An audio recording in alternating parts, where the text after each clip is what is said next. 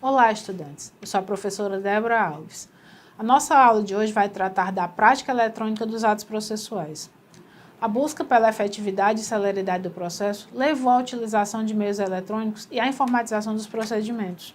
O processo eletrônico é um avanço porque vai eliminar atos humanos custosos, tanto em termos de esforço como de tempo e de custo, beneficiando não apenas as partes e seus advogados, mas também os serventuários da justiça.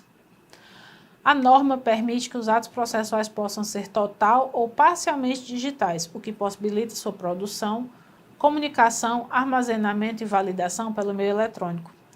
A Lei nº 11.419 regulamentou a informatização do processo judicial, abordando os meios eletrônicos, a transmissão eletrônica e a assinatura eletrônica. É possível o envio de petições e recursos por meio eletrônico, com o uso de assinatura digital ou cadastro para identificação. O Código de Processo Civil complementa essa lei e também estabelece alguns princípios e regras gerais, entre os artigos 193 a 199, para o uso dos meios eletrônicos nos processos. O artigo 193 vai trazer a permissão para a realização digital de atos processuais. Essa regra é estendida à prática de atos notariais e de registro. Os sistemas automatizados devem respeitar certos princípios, como a publicidade, o acesso, a participação das partes e observar também garantias técnicas, como a disponibilidade, a independência da plataforma e a acessibilidade. Além disso, os sistemas de automação processual devem observar todo o regramento legal relativo à promoção da segurança, rapidez e eficiência no transporte da informação processual telemática.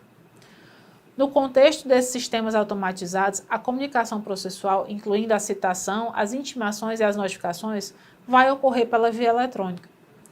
O artigo 194 do CPC, por sua vez, traz garantias a serem atendidas pelos sistemas de automação processual, de modo a assegurar a compatibilidade do processo eletrônico com o princípio do acesso à ordem jurídica justa.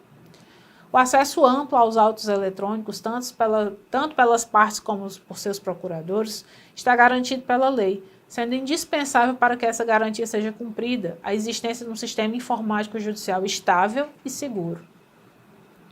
O CPC prevê de forma expressa que o processo eletrônico deve respeitar o princípio da publicidade.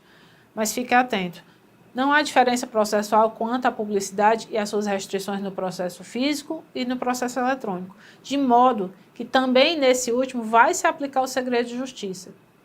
A norma também demanda que os registros de atos processuais eletrônicos sigam padrões abertos. O que são esses padrões?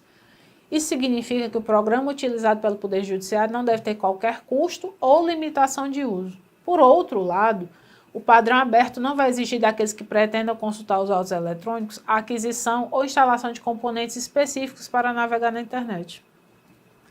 O CPC também estabelece os requisitos do registro dos atos processuais eletrônicos, que são os seguintes. O primeiro deles é a autenticidade, que é a identificação do ator do ato processual. O segundo é a integridade, que é a impossibilidade de modificação do conteúdo do ato após ele ter sido praticado. O terceiro é a temporalidade, que é a identificação do dia e horário da prática do ato. O quarto é o não repúdio de origem, que protege o receptor da mensagem, indicando que a mensagem efetivamente originou-se do declarante. Também a questão do envio, que protege o declarante, comprovando que a mensagem foi recebida pelo destinatário. O outro ponto é a conservação, que é a preservação dos atos, mantendo sua integridade pelo tempo que se fizer necessário. E nos casos em que tramitam em segredo de justiça, há também o elemento da confidencialidade. O gerenciamento dos sistemas judiciais eletrônicos é responsabilidade do Conselho Nacional de Justiça e dos tribunais, de modo subsidiário. A eles incumbe regulamentar a prática e a comunicação oficial pela via eletrônica, zelando pela compatibilidade dos sistemas e incorporando os avanços tecnológicos. Os tribunais devem divulgar informações em suas páginas online e essa divulgação goza de presunção de veracidade e confiabilidade.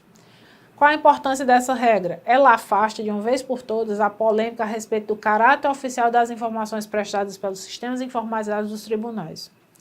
O CPC, já antevendo a possibilidade de problemas técnicos do sistema de erro ou omissão dos auxiliares da justiça responsáveis pelo registro dos andamentos, prevê essas situações como justa causa, o que impede que falhas nesse sentido resultem em perda do prazo para a prática do ato processual.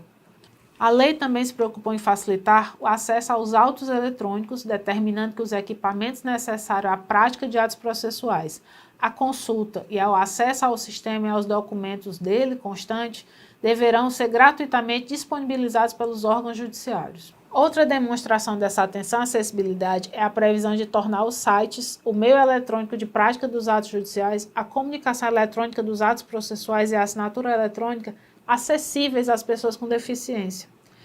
Mesmo que o processo não seja eletrônico, os tribunais podem usar a versão eletrônica do Diário da Justiça para publicar atos judiciais e administrativos próprios e dos órgãos a eles subordinados. É com esse comentário que a gente vai encerrar a aula de hoje. Em seu material de apoio, você vai encontrar maiores detalhes sobre os temas apresentados. Bons estudos e até breve!